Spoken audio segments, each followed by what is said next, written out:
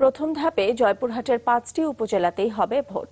নির্বাচনে বিএনপির কোনো প্রার্থী না থাকলেও মাঠের লড়াইয়ে আছেন আওয়ামী লীগের দলীয় আর বিদ্রোহীরা। এরই মধ্যে পাল্টাপাল্টি নানা অভিযোগ রয়েছে প্রার্থীদের। যদিও কমিশন বলছে নির্বাচন সুষ্ঠু করতে সব ধরনের ব্যবস্থা নেওয়া হয়েছে। উপজেলা নির্বাচন ঘিরে সরগরম সারা দেশ, পিছিয়ে নেই জয়পুরহাট জেলাও। প্রথম ধাপে জেলার 5 উপজেলায় এবার ভোট হবে। তবে এরই মধ্যে সদর ও পাঁচবিবিতে বিনা প্রতিদ্বন্দ্বিতায় চেয়ারম্যান নির্বাচিত হয়েছেন 2 জন।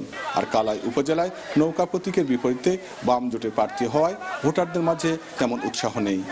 ভোট দিতে গিয়ে দেখি সম্পূর্ণ ভোট হয়ে গেছে, আমরা ফিরে আসছি। তা আমরা চাচ্ছি না ভবিষ্যতে এরকম পুনরাবৃত্তি ঘটুক। ভাইস চেয়ারম্যানের কোনো দলীয় মার্কার নাই, কোনো প্রতীক নাই। আমরা ইয়ং জেনারেশনে আমরা ভাইস চেয়ারম্যান চাই। আক্কেলপুরে পাল্টাপাল্টি অভিযোগ করছেন নৌকা ও আওয়ামী লীগের বিদ্রোহী প্রার্থী। নির্বাচন হবে তাতে নৌকা বিপুল ভোটে জয়লাভ করবে। ইতিপূর্বে যে ভোট হয়েছে সে রাজনৈতিকভাবে ভোট হয়েছে। এবার যে ভোটটা হবে সব আওয়ামী লীগের যে প্রার্থী। আমি তরুণ, আমাকে জনগণ সাড়া দিয়েছে, বিপুল ভোটে জয়লাভ করব।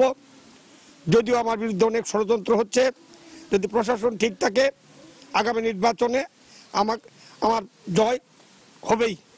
যদিও জেলা রিটার্নিং কর্মকর্তা বলছেন নির্বাচন সুষ্ঠু করতে সব ধরনের ব্যবস্থা নেওয়া হয়েছে। নির্বাচনের পরিস্থিতি এ পর্যন্ত খুব ভালো পরিস্থিতি, এখনো কোনো ধরনের অভিযোগ পাওয়া যায়নি বা কোনো অপ্রীতিকর ঘটনা আমাদের কাছে এখনো পৌঁছায়নি। উপজেলা নির্বাচনে প্রথম ধাপে জয়পুরহাটের 5 উপজেলায় ভোটার 7,06,000-এর বেশি। হারুনুর রশিদ, চ্যানেল 24, জয়পুরহাট।